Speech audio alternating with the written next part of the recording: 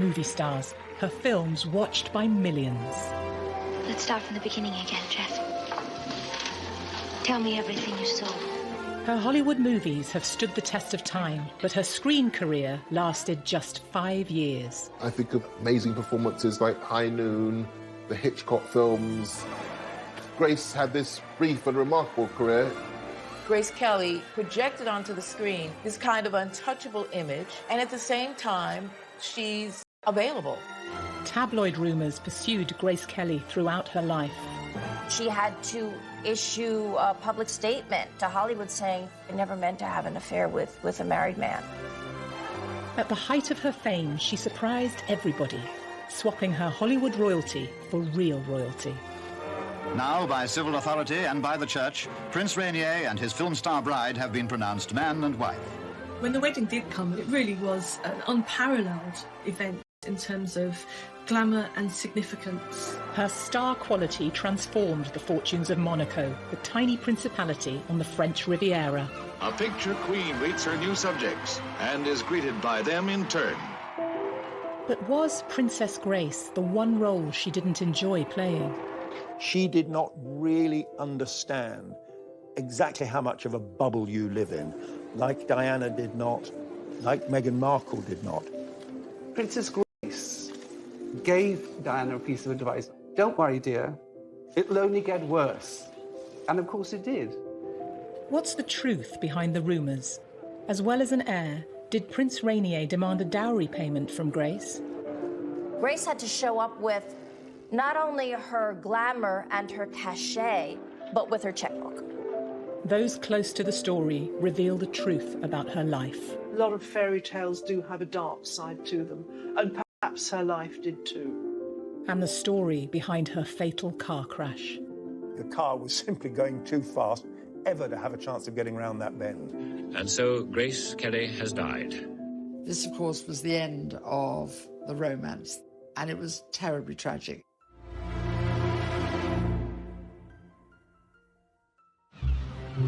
In 1956, the tiny Principality of Monaco was to have a new princess, and the world's media went wild. When news broke that Grace Kelly was to marry this European prince to become a bona fide princess, I think Hollywood was enchanted.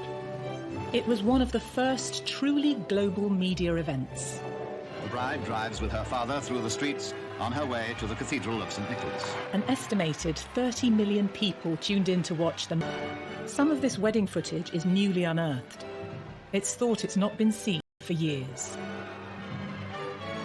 It turns out to be one of the royal spectaculars of the mid-20th century. 600 people in the Monaco Cathedral, a lot of Hollywood greats there, Ava Gardner, Cary Grant, David Niven, Aristophanes Onassis is there. Hollywood just loved it. It was notable that MGM made Grace Kelly a present of the wedding dress. It was designed by a Hollywood designer, Helen Rose, with a huge amount of work and a huge amount of fabric. Now, by civil authority and by the church, Prince Rainier and his film star bride have been pronounced man and wife. Grace was just 26 when she stepped down from Hollywood to marry her very own Prince Charming. Rainier had taken the throne 7 years previously, but the Grimaldi royal family had ruled for 700 years. It's easy to think of the marriage to Rainier as this attractive fairy tale package, but actually it was a monumental decision. She left the country of her birth, where her family lived, in order to marry this man. And it's an incredibly strong and brave decision to make. An international playground, this coastline along the blue Mediterranean has become the mecca for those who have been captivated by its charm. Monaco, a glamorous destination for the world's elite. Smaller than New York's Central Park, it's one of the most densely populated sovereign states in the world. Monaco had no income tax. Its principal revenue came from Monte Carlo's famed gambling casino. The income more than covered the tiny country's needs. It nestles between the Mediterranean and France. Monaco is a country in its own right. It's defended by the French government militarily, but for that to continue, there had to be an heir. from the reigning prince. There was this clause that if he didn't have an heir, then Monaco would go to the French Republic. The actress was now Her Serene Highness Princess of Monaco. But before her marriage, she'd been the Queen of Pictures and ahead of her time. We've seen with Meghan Markle how difficult it is for somebody from Hollywood to adapt to a country in Europe. But if you can imagine going back all those years to somebody who was one of the biggest names in Hollywood, moving to a tiny principality where she was the member of a royal family that literally lived in a bubble, it must have been quite extraordinary. He joins Paramount Pictures president Barney Balaban and Mrs. Balaban. Hollywood in the 1950s was in its heyday. Run by the big studios, it sold a glamorous dream as it churned out pictures for the silver screen full of beauty and style. Grace's was not the usual showbiz rags to riches story. She was from a wealthy family from Philadelphia. She'd modelled before being spotted on Broadway and landing her big break in the iconic genre-defining Western, High Noon. And will the bride and groom kindly step forward? Grace Kelly was cast as the wife of Gary Cooper in High Noon. And you look on the screen, you can see she's at least 20, 25 years younger than he is. Please, Will, if you just tell me what this is all about. What Grace Kelly embodies with that Puritan look, the bonnet on her head, that kind of Quaker cleanness, is the moral compass of the town itself. Rumours of on-set romances with her sometimes married leading men became commonplace in the tabloids. Hollywood tended to cast her opposite actors twice her age. Grace Kelly was the opposite of the image that she projected, and a lot of Hollywood wives were not happy with that, but she did what she wanted to do. In the 50s, women had to be pure and untarnished. Grace was a bit of a rebel, but took her craft seriously. Director Alfred Hitchcock would cement her in the public's consciousness forever as the cool, icy blonde. He liked the fact that Grace Kelly projected onto the screen this kind of untouchable image, and at the same time, she's available. Alfred Hitchcock would say, with a brunette and a redhead, you kind of expected explosions, you expected something to happen, but not with an icy blonde. They embodied suspense, which is what Hitchcock was all about. So Grace Kelly was his ideal. Hello. Hitchcock tested this theory in their first film together, the tightly wound thriller, Dial M for Murder. Hello. Grace gives an electrifying performance as an unfaithful wife who is stalked by a crook hired by her cuckolded husband. Hitchcock loved necks, and the rope around the neck was the ultimate thing, the strangulation. So in this scene, the guy throws her backwards in her negligee over the desk, strangling her on top of her. Basically, he's raping her, without doing it, to kill him. That's Hitchcock in a nutshell, and Grace knew exactly what he was doing. This is Hitchcock's most blatant statement about her as his muse. Despite her icy image and strict Catholic upbringing, the actress could happily banter away with the director. He used to try and shock her by telling bawdy jokes, and he loved how she responded. Famously, he said, "Do I shock you, Miss Kelly?" She said, "Oh no, I went to a girls' convent school, Mr. Hitchcock. I heard all those things by the time I was 13. Grace was always seen as this perfect 1950s lady. But deep down, she was a very independent and driven person. And, she wasn't afraid of having a sex life. She wasn't afraid of having affairs. She wasn't afraid of following her heart. Grace followed her heart during filming on Dial M for Murder and had an affair with her on-screen husband, Ray Milland. It put her fledgling career in jeopardy. She really messed up when she had an affair with him. She had to issue public statement to Hollywood saying, I never meant to have an affair with a married man. Growing up, Grace was said to have had a difficult relationship with her family. She defied her father to become an actress. He didn't see her as having any of the star quality that everybody else could see. Grace Kelly always had to prove something to her father. She was the third child of four. So it wasn't that Grace wasn't loved, but she maybe wasn't noticed. Intelligent and from a wealthy family, her background certainly drove her on to succeed. If her hard work with Hitchcock had boosted her career, her next film, the modest romance Country Girl, would be the making of it. Oh, no, not me, thank you. I'm just a girl from the country. The theater and the people in it have always been a complete mystery to me. In minimal makeup and unfashionable clothes, Grace was cast against her icy blonde type as the wife of an alcoholic singer played by Bing Crosby. When did you get these, Frank? Last night after you fell asleep. No more, Frank. It was rumoured they carried the relationship off-screen too. When we get to Boston, I'll get you some sleeping pills. Even in The Country Girl, playing in those incredibly dowdy clothes, Grace made it look good and classy. Whether you like it or not, Frank's weak. He's a leaner. And I happen to be the one he leans on. Hollywood loves to reward actors and actresses who gain weight or lose weight for pictures or who look very dowdy and very much against their elegant image. Just 25 and one of the youngest ever Oscar winners when she lifted the coveted trophy.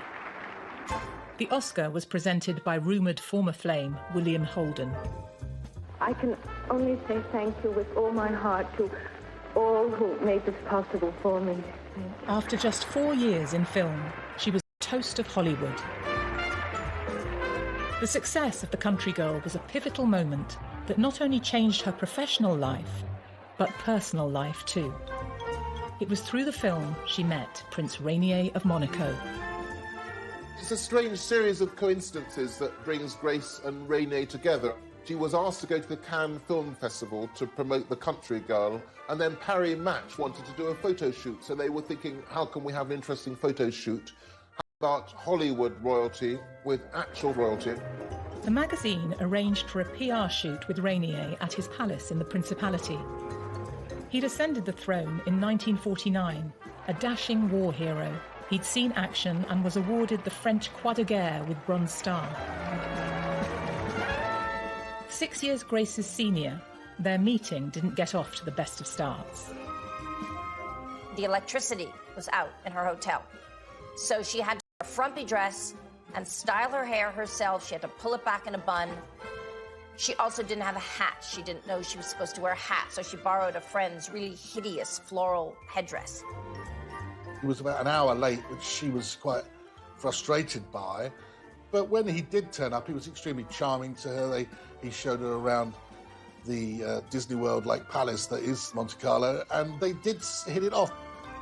He was educated at a number of British boarding schools, so he did have that kind of cosmopolitan and, of course, English-speaking background that again may have helped.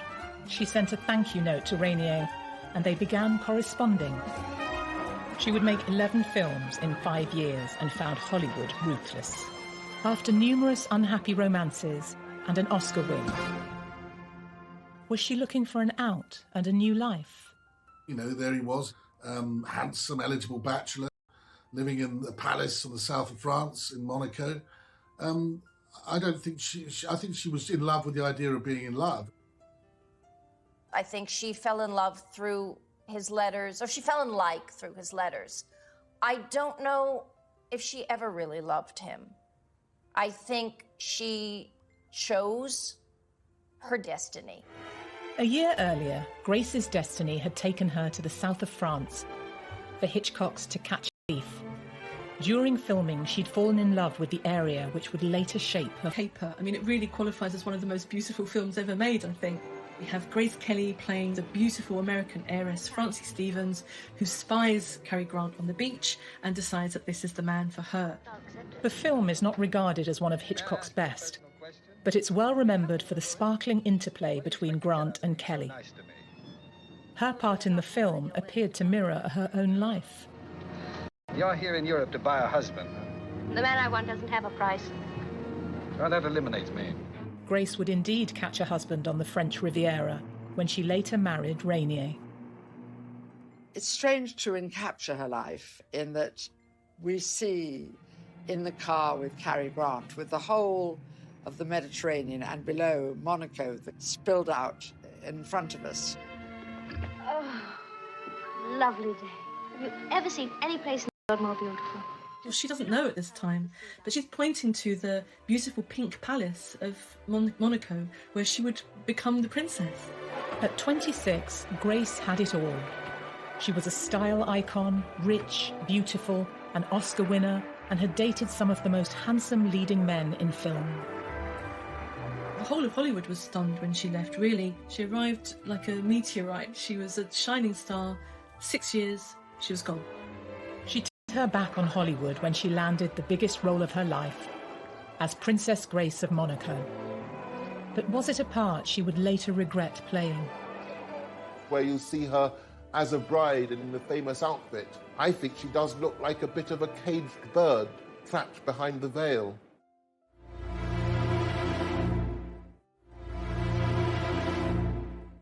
The Principality of Monaco, independent state with its own rulers and its own laws. Monaco was already well known for attracting the jet set. An international playground, this coastline along the blue Mediterranean has become the Mecca for those who have been captivated by its charm. Its new ruler, Prince Rainier, was the only son. He'd become the direct heir on his 21st birthday. He now wanted to make his principality the ultimate paradise. Not just for millionaires, but wealthy tourists too. Cameras are not allowed to show the faces of gamblers in the casino. Greek shipping tycoon Aristotle Onassis was one of the principality's big players. It's often said that Mr. Onassis now controls Monte Carlo. Is that true? His headquarters for his ships and all that are here in Monte Carlo, but he never owned Monaco or anything like it. Is he friendly with Prince Rainier? Why, yes. It's rumoured the prince's friend hatched a plan to enhance Rainier's and the principality's fortunes. So what you really need to do is marry a movie star, and that will bring back all the glamour to Monaco. So Onassis himself created a short list of actresses for Rainier to marry. Was Grace Kelly just one of a number of candidates in the mix? Screen goddess Marilyn Monroe, one of Grace's contemporaries, was supposedly on the shortlist but turned him down. Marilyn Monroe kept referring to Prince Rainier as Prince Reindeer. Whether she did it because she was playing dumb or whether she really did not want to give up a movie career, who knows? But she kept saying, well, I don't know if I want to marry Prince Reindeer. Rainier had been in a long affair which had broken up. He found it very, very difficult to sort of meet a woman on equal terms without being harassed and speculated about. It was rumoured Prince Rainier wanted a glamorous and rich wife for another reason too. There's a law in Monaco that if the prince dies without a male heir, Monaco becomes part of France. At their first meeting in Monaco in the spring, Rainier had been charmed by the beautiful, witty and successful Grace Kelly. Around 8 months after their photo shoot, he set sail for America to meet her family. Within 3 days, he had proposed to Grace, and in that time, according to her sister, they fell very much in love. And then a press conference was told that the Prince of Monaco had chosen his princess, and his bride-to-be never looked lovelier. But behind the cameras, there was said to be a tough business deal Rainier wanted thrashed out. In line with royal custom, he allegedly wanted a large dowry. But to the American Kelly family, this seemed bizarre. Grace Kelly was expected to bring to the marriage not only her high-profile glamour, but also quite a large cash dowry, $2 million. When this was first put to Jack Kelly, her father, he said, my daughter Grace doesn't have to pay anyone to marry her. When Rainier came to visit him, he was like, hey, I'm the king of Philadelphia. You're in my kingdom now, mister. Grace was determined, despite her father's reservations. There was this sense, in a way, that this was the ultimate role. The information about the money remains unclear. Full financial details of any dowry have never been disclosed. But it's rumoured the wealthy actress may have stumped up some of the cash herself. Grace had to show up with not only her glamour and her cachet as an Oscar-winning. The people of Monaco received the news of Prince Rainier's engagement with joyful enthusiasm. After the wedding, this delightful actress will be known as Her Serene Highness, Princess of Monaco. With the marriage brokered, Grace was still under contract with the studio and had one more film to do, a musical. She was going out on a top note. Grace's final film was High Society, by which time she was engaged to Prince Rainier, and everyone really knew that this was the last film before her wedding. In the best tradition of Hollywood musicals, High Society combines witty and energetic songs with a feel-good storyline. In an echo of Grace Kelly's true-life romance with Prince Rainier, the film revolves around Bing Crosby's attempts to win her heart. I would like to talk to you. Rainier visited the set, as their own wedding was only weeks away. You lost a little weight, haven't you, Sam? She's very thin in High Society. It was a very stressful whirlwind time for her. I just want to know what you are doing here the day before my wedding. It's quite extraordinary to think of Rainier being around the set. He was this world-famous prince. They were going to get married. It was all romance, and they were able to spend a bit of time together as a result, getting to know each other. Get in. Did Rainier also want to keep an eye on Grace? Her other co-star, Frank Sinatra, was a renowned womanizer, while Crosby was apparently an old flame, constantly wooing her in the movie with romantic ballads. While I give to you, and you give to me true love. Grace is on the yacht with Bing Crosby, and they're singing True Love. And I guess people were thinking that really is mirroring what's going on with her. And of course, it would have been wonderful fodder for the gossip columns. Miss Lord, would you please lift your chin? In a publicity coup for the studio, the actress wears Rainier's ring in the film. Hey, that's some rock you got there, Sam. Do you mind that yourself, George? It was a stunning emerald-cut diamond. It rapidly became one of the most famous engagement rings in the world. She was wearing this great gift from the man in her life while she was leaving her old world behind. Sort of couldn't write it in a fairy tale because nobody would believe it, but it did happen. But you're sensational. There's also the idea that she's kind of sending herself up a little bit in High Society. There's the number You're Sensational when Frank Sinatra serenades her. It's a very sexy number. Ron's goddess, this icy femme is frigidaire. He can see beneath that and beyond that actually she's sensational and that she's warm and sexy and fun. 'Cause you're sensational. As Grace left Hollywood, she might have hoped she'd be back on a film set one day. But this was before Women's Lib, and now her career was out of her hands and in her fiancé's. You said that whether or not you continued your career after your marriage would depend on... Yes, that is the decision the prince made. Has it already been discussed, may I ask? Oh, yes. I think probably Rainier was controlling. He was older than Grace. He had come from that social background where girls were girls, decorative, and men ran everything. The marriage would be the end of her incredible award-winning career. Within weeks, Grace was leaving her old life behind.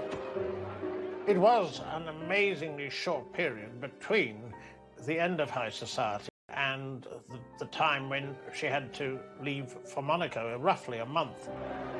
Grace and her family sailed to Monaco on an 8-day voyage.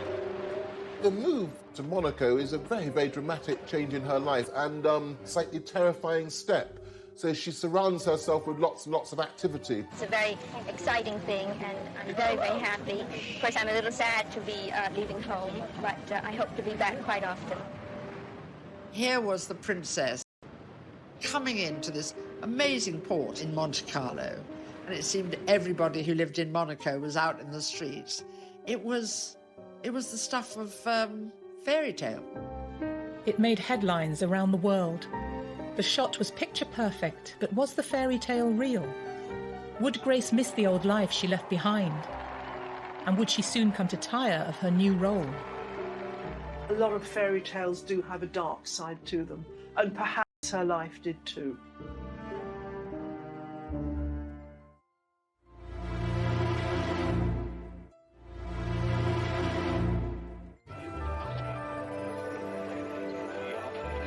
In little more than 5 years, Grace Kelly had grown from obscurity on the New York stage to being a world-famous Oscar-winning movie star.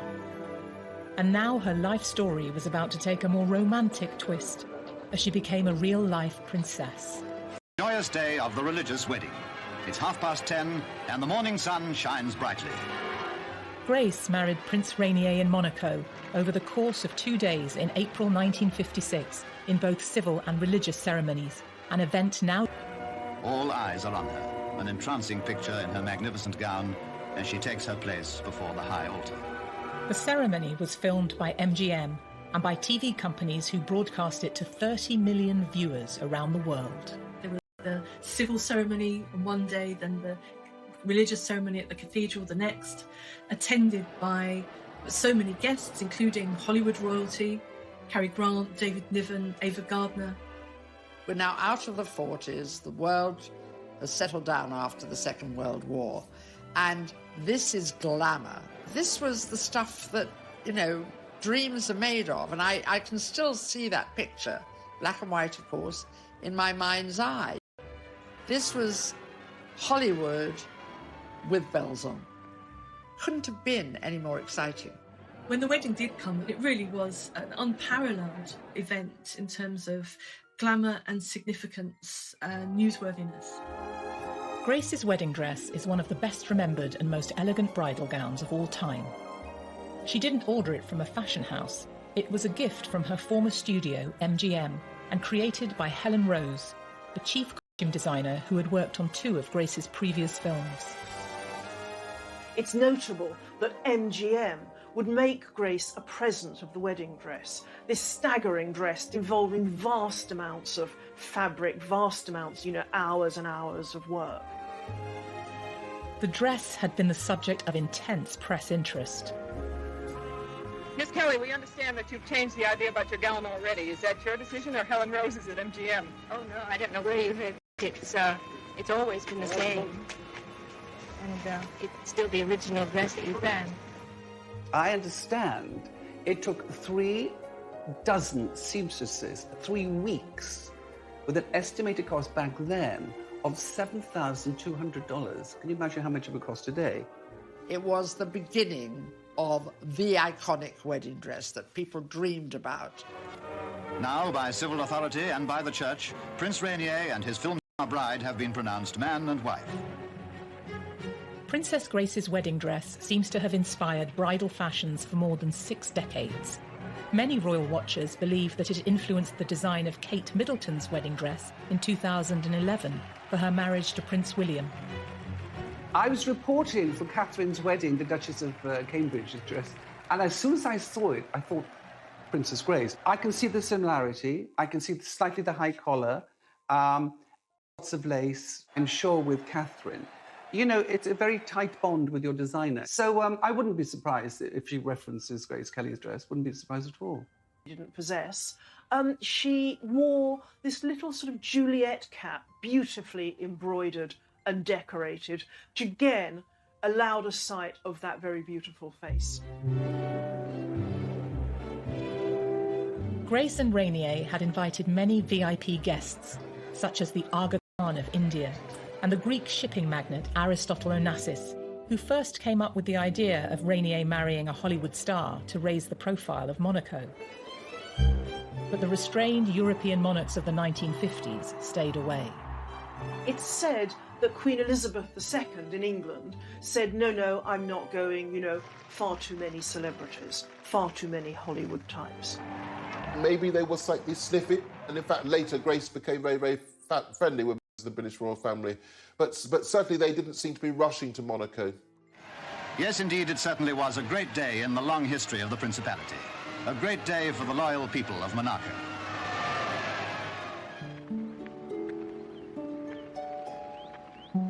Prince Rainier and Princess Grace's first child, Caroline, was born on the 23rd of January 1957, prompting Monegasques to ring church bells. The couple went on to have 2 more children, Albert and Stephanie. Caroline, their eldest child, was born 9 months, 4 days after their wedding. So they were very keen to be parents and very keen to provide an heir. And so from really before they'd even celebrated a year together, they were already mother and father to somebody. They then had to live every day, like all of us do, with the ups and downs of every day. At the moment, the little Principality is waiting for news of another birth of the palace. News which will be proclaimed by a gun salute. 21 for a girl, 101 for a boy. Grace had been an ambitious film star, but as a commoner who married into a royal family, she found herself working hard to fit into her new role, even hiring a private French tutor. She would have had to learn the accent. She would have had to have learned the ways people speak, how they eat, what they did on Sundays, because it's a very conservative Catholic country. She would have been called Her Serene Highness, and she would have had to be serene. So all of that must have taken a toll on her. Whatever the stresses of her new royal life, Princess Grace continued to be a role model for generations to come. She became a style icon perhaps because her own personal style, her figure, those very beautifully cut suits, the dresses with the narrow waist and the huge flaring skirt. When I was growing up in the 60s, there were 2 paper dolls. These were the ideals. You were meant to be a mom, that was your duty, but you never were supposed to gain weight. You were supposed to make it all look flawless and beautiful. And that's what we were meant to grow up to be. Perhaps the most enduring fashion statement associated with Princess Grace is the Hermès bag that was named in her honour. When you saw Grace Kelly travelling, apart from the luggage, she always had with her an Hermès handbag. Some would say to hide perhaps her pregnancy from the public, but it was always there, and it's quite a significant look. It became so popular that Hermès turned around and called it the Kelly bag, which today it costs a fortune. She liked dark brown and navy and crocodile, which is a little controversial. On their engagement, Grace and Rainier had announced that she would stop making films after the wedding. But rumours circulated of tensions in the marriage, that Rainier banned Grace's films from being shown in Monaco and tried to buy up all the copies. As with so much about Grace and Rainier, there's rumours that Rainier banned the films, but I'm not sure that that's convincingly the case, because the films were out there. I mean, she made some of the greatest films in movie history. It's like it's great in a story that somebody's made up third hand. The idea that he's going to ban Mogambo or To Catch a Thief or whatever is sort of ridiculous. It seems that she hadn't quite realised how completely she would have to give up her career. Because it wasn't that long into the marriage that Alfred Hitchcock came calling with a very, very spectacular role. In 1962, Alfred Hitchcock offered Grace the chance to make a 4th film together. The title character, Marnie, would have been her greatest acting challenge yet. But when news broke of her casting, it caused an outcry. The Monegasques didn't want their beloved princess in a Hollywood film. They certainly wouldn't have, I suspect, if they'd known that there was a rape scene in the film. Despite the controversial script, Rainier was apparently relaxed about his wife taking part. But Grace was forced to withdraw after suffering a miscarriage, the second since the birth of their son Albert in 1958. She wrote to her friend saying that it was a catastrophe and she was very, very shaken. She also then wrote to Hitch and said, "I'm terribly sorry, I can't do the film." He said, "It's only a movie, I entirely understand why." Alfred Hitchcock eventually cast Tippi Hedren in Grace's role. The devout Monegasques might have found the trauma Sean Connery rapes Tippi Hedren in this film. It's in a marriage, and in those days, that rape didn't exist legally in marriage. But that's what happens. Of course, we can't see it, but it's implied.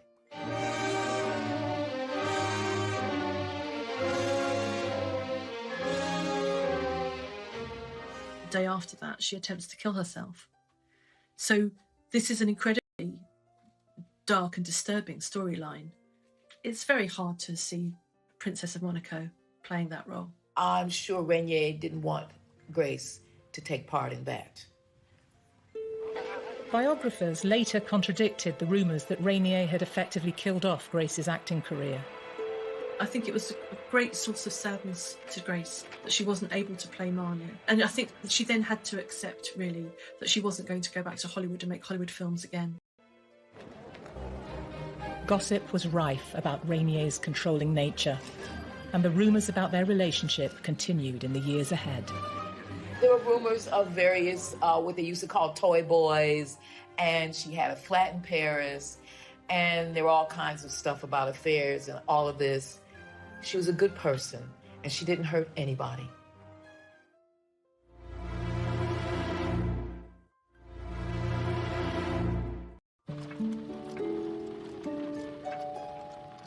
After turning down the role of Marnie in Alfred Hitchcock's 1962 film, Princess Grace never again returned to screen acting.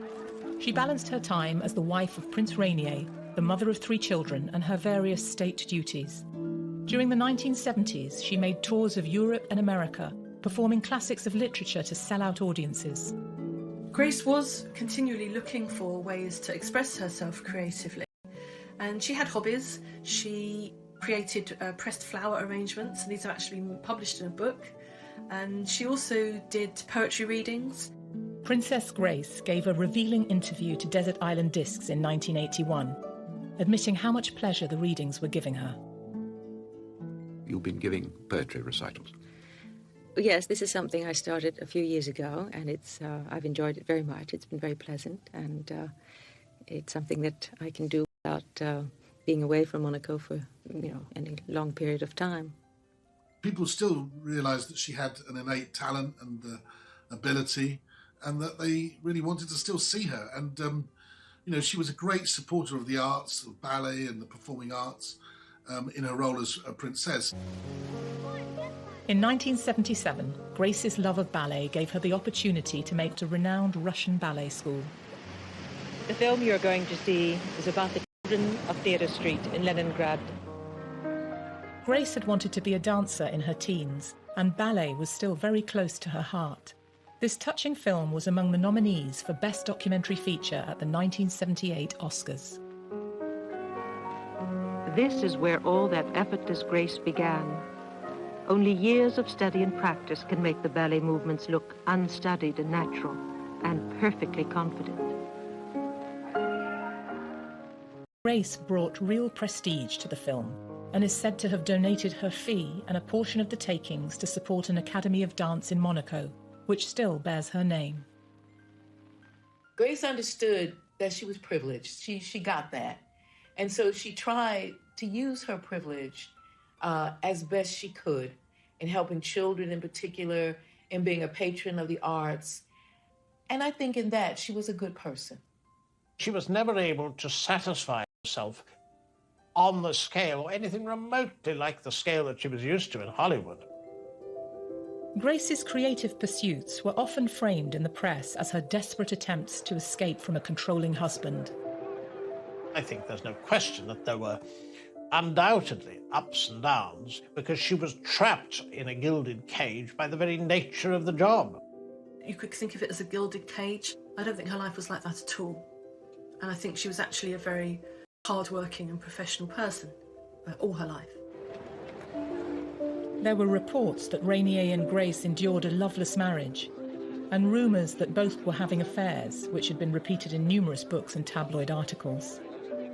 It's a shame in a way that if you're a famous and beautiful person, anytime you're photographed with somebody, it's assumed that you're being intimate with them.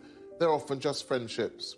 There were rumors of various, what they used to call toy boys, and she had a flat in in Paris, and there were all kinds of stuff about affairs and all of this. She was a good person, and she didn't hurt anybody.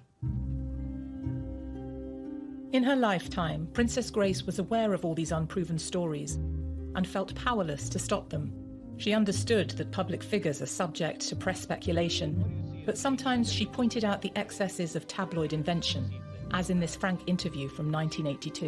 You know, if you believe some of the things, I would have had at least 52 babies by now. For many years I was always expecting a baby, according to the press, or that my husband and I are constantly being divorced, which also is not the case.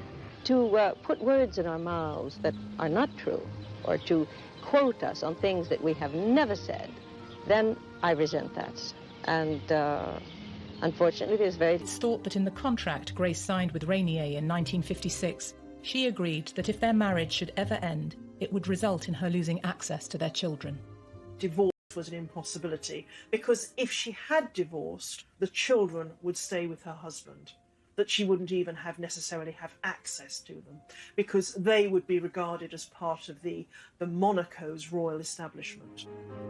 After a lifetime of facing down colourful tabloid stories, Princess Grace was a veteran of handling the press. In 1981, she read poetry at a gala event in London, in front of Prince Charles and Lady Diana Spencer. The charity concert at £50 ticket was in aid of the Royal Opera House, and one of the performers was Princess Grace of Monaco. She, of course, is very experienced at this sort of occasion. She also knows how to give a helping hand to a newcomer. This was Diana's first public event since her engagement, before the intimidating glare of paparazzi cameras. David Emanuel designed the dress she wore that night. I think it was possibly at that stage a bit too much for Diana, and Princess Grace gave Diana a piece of advice, and apparently, I quote, "Don't worry, dear, it'll only get worse." And of course it did. I think that Grace was a very maternal person. Her eldest daughter, Caroline, was close in age to Diana herself. Grace is still an actor, so she would have known intuition and instinctively what Diana needed to hear. Because Diana made some comment about the attention. It's really quite a moving set of footage to see this woman who knows exactly what's ahead of Diana, to meet her at this stage when Diana really has no idea what's ahead of her. She made the news, and when she didn't make the news, in her mind, the news was made up about her. She did not really understand exactly how much of a bubble you live in, like Diana did not, like Meghan Markle did not. Away from the rumours about her unhappy marriage, Princess Grace was also said to have faced health issues during her later years, especially migraines, possibly connected to her lifelong issue of poor eyesight. She also had a minor car crash. She had been involved in an accident driving a black London taxicab, which was owned by the royal family in Monaco. It wasn't a major accident. She hit another car. But that led to the theory that she was never comfortable behind the wheel of a car. Later, tabloids like the National Enquirer would go much further. In its famously salacious style, the paper claimed that before her death, Grace was trapped in a nightmare world of tranquilizers, depression and loneliness. But also have been a sign of other health issues. She was in her early 50s, perhaps the time of the menopause. There were stories that she was lonely. There were stories that she was depressed. I think trying to keep 3 kids in order and trying to make sure they're happy and they're not doing things they shouldn't do, it's going to be hard. Perhaps the most surprising story of all was that Grace allegedly joined a cult, the Order of the Solar Temple, which had branches all over Europe and Canada. They filmed their rituals in grainy, poor-quality videos. Filmmaker David Cohen dug deep into the story of Grace's involvement. Grace Kelly had gotten mixed up with an order that was into all kinds of criminality under the disguise of spiritual wisdom. When we first got this story, allegation, we were, of course, skeptical. In exchange for the promise of enlightenment, devotees were expected to hand over substantial membership fees. The cult was run by Luc Jouret, a doctor, and Joseph Dimambro, a businessman convicted of fraud. In their hands, the order had become a front for money laundering and arms dealing. We traced the abbey where Grace was inducted into the order in a ceremony which was semi-sexual at least. The order made news in the 1990s when disturbing reports showed several of their temples destroyed by fire and 74 devotees dead, including the order's leaders, Jure and Dimambro. As theories shift between murder and suicide, police can confirm they're investigating an international money laundering operation by certain cult members. The story of Grace and the cult was broadcast in 1997. A spokesman for the furious Prince Rainier described it as a cheap shot at someone who couldn't answer back. One of the things that I learnt in many, many years as a reporter, particularly covering the royal family, is that when journalists get together in large numbers, any number of bizarre stories can come out. Was Princess Grace part of some bizarre cult? Personally, I would regard stories like that as most likely nonsense, most likely fabrications, but who knows? On the 13th of September 1982, Princess Grace and her daughter Stephanie set off to Monaco from their hilltop home in France. Grace had vowed not to drive again after her previous crash, but she took the wheel and followed a route that one of her movie characters had driven more than 25 years earlier. In Alfred Hitchcock's rousing thriller To Catch a Thief, Kelly gave a thrilling performance while also giving Cary Grant a scare. Slow down. And let them catch us? In the film, they'll down the hairpin bends for real to ensure that Stephanie made it onto a train back to school in Paris. She'd had accidents before, maybe didn't drive that frequently. It's very sad that she seems to have been driving the day of the terrible accident. So they go over the hill and it's catastrophic. As Princess Grace and her daughter Stephanie were rushed to hospital, a rumour mill of wild conspiracy theories was already running up to full speed. The mafia was supposed to run Monaco, so they did something to the brakes as a message to Rainier. It couldn't just be as simple as driver error, that there had to be some kind of meaning in it.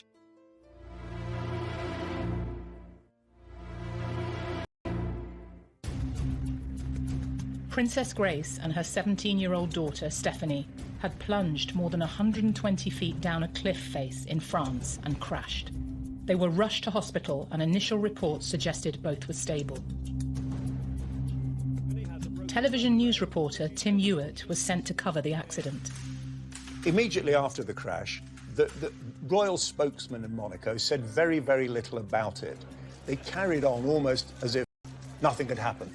They did not want to cause panic or alarm, and royal press officers in that situation always steer a more cautious path. First, the opinion given not only to the public but to her family in the States was that while injured, she was expected to recover.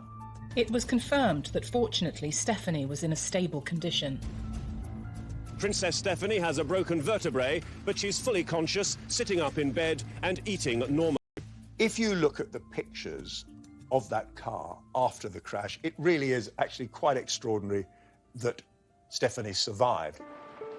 Locals waited desperately outside the palace for news about Grace. The day after the accident, the announcement came. Princess Grace of Monaco had died, aged 52. The palace spokeswoman in Monte Carlo said that when the princess died, her husband, Prince Rainier, and her 3 children were at her bedside.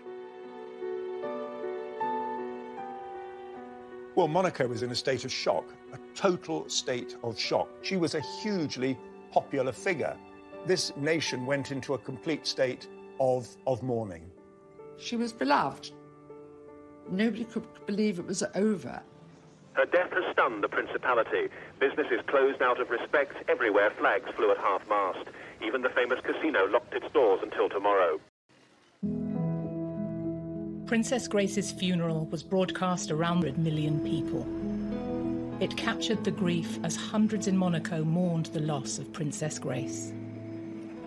The Principality of Monaco has been in mourning since Princess Grace died on Tuesday, and today only the people who live here were allowed onto the streets around the royal palace to watch her funeral procession go by. It was a morning of intense emotion. The princess was an enormously popular figure. Her death come as a painful blow. Just as her wedding had been beamed round the world, of course, her funeral, those years later, was beamed round the world. This, of course, was the end of the romance, the end of the Cinderella effect, and it was terribly tragic. Whatever mystery may surround the death of Princess Grace is for the moment overshadowed by grief. Doing the job that I was doing, and I did for many, many years, you're frequently exposed to extremes of emotion, people in distress. I think that trip to Monaco was one of the more intense that I did, because there was genuinely there a quite extraordinary sense of grief. Many, many places that I went to and events that I reported on, I've forgotten, but not this one. Over 400 people attended the funeral at the same cathedral where she was married 26 years earlier. For Rainier, Grace had been absolutely the centre of both his private and his public life. So whatever difficulties there may have been in the marriage, I think it was a strong union. So I think he was pretty much, certainly at the time of her death, a broken man. The news reports from the day captured the family's heartbreak. As Rainier walked alongside his daughter Caroline and son Albert, they were caught in the full media glare, unable to hide their anguish. You only have to see the pictures to see how distressed the members of the family were.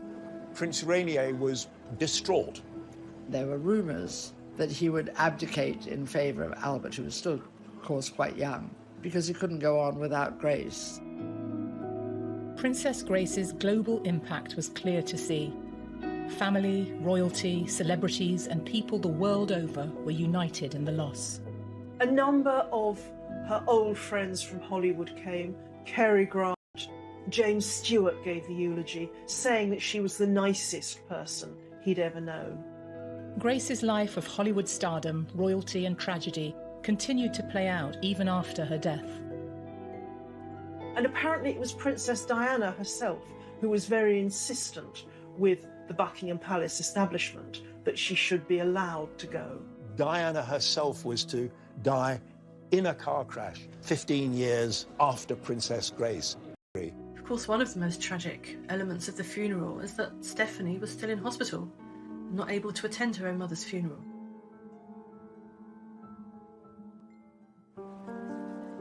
Following Grace's death, important questions were being asked.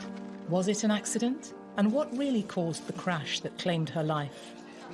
The big rumor at the time was that her younger daughter, Stephanie, was at the wheel, actually, and she lost control of the car.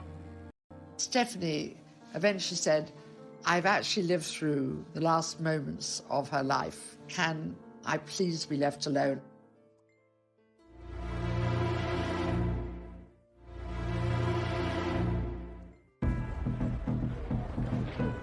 Following the death of Princess Grace, Monaco was in mourning. But immediately, questions were being asked about what caused the accident that claimed her life, and speculation spiraled. When someone that famous dies young and that suddenly, there's almost a feeling, as with the death of Princess Diana or of James Dean, both also car crashes, that it couldn't just be as simple as driver error. Oh, there were all sorts of rumors, like, the mafia was supposed to run Monaco, so they did something to the brakes. And then the kind of cult she was supposed to have been a part of, and she was going to blow the whistle on them, and so they took care of her, stuff like that. The palace insisted brake failure had caused the crash, but questions were asked as to why Grace was driving at all. Rainier did not want Grace to drive, not just then, but for a long time before that, because she had terrible eyesight and wouldn't wear her glasses, and because she'd been having these debilitating headaches, and because he knew she didn't like driving. Normally a chauffeur would have driven them, but on this occasion, because there was so much luggage to put in the car, covering the back seat, there was only room for 2 people in the car. The chauffeur offered to take them and to go back and get the clothing. But Princess Grace insisted that she should drive. There were rumours that Grace's daughter Stephanie was driving at the time of the accident. The big rumor that actually survived at the time was that her younger daughter, Stephanie, was at the wheel, actually, and she lost control of the car, but she was underage, and so they covered it up. The suggestion that Stephanie was driving came out very quickly after the crash, because when the car landed on its roof, the first people to get there to help saw Stephanie emerging from the driver's door of the car. However, a witness came forward confirming he saw... To anyone about the accident. She didn't want to talk to the press. She didn't want to discuss it. It's an incredible trauma to go through, to have your mother beside you, and she was blamed for it. It was revealed in the press that Stephanie attempted to stop the car. So the mystery of what happened on the twisting mountain road into Monaco appears at last to have been cleared up.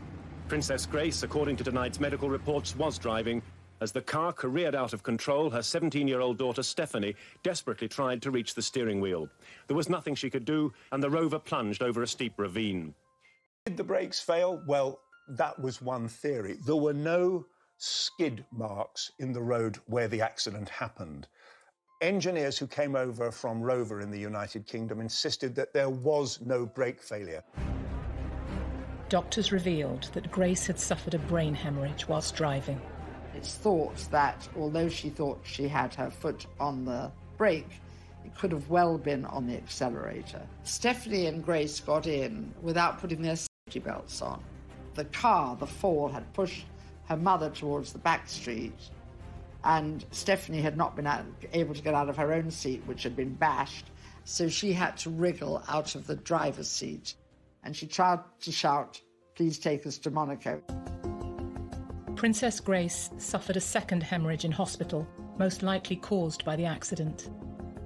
The medical staff, led by the hospital director, Professor Charles-Louis Chatelain, finally had to tell Prince Rainier his wife had no hope of recovery. The prince asked for the machine to be switched off. The doctors have said, had she been, at home sitting on a sofa, she might have been fine 5 minutes later and nothing happened. Unfortunately, she was at the wheel of a car, and that car was on these very bendy roads on the side. You kind of expected explosions, you expected something to happen, but not with an icy blonde. They embodied suspense, which is what Hitchcock was all about. So Grace Kelly was his ideal. Hello.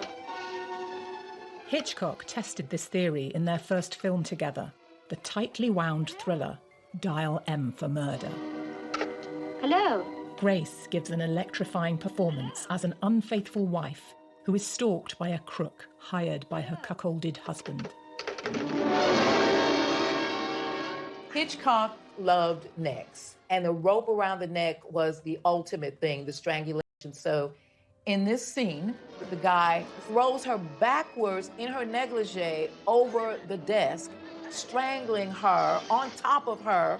Basically, he's raping her, without doing it, to kill him.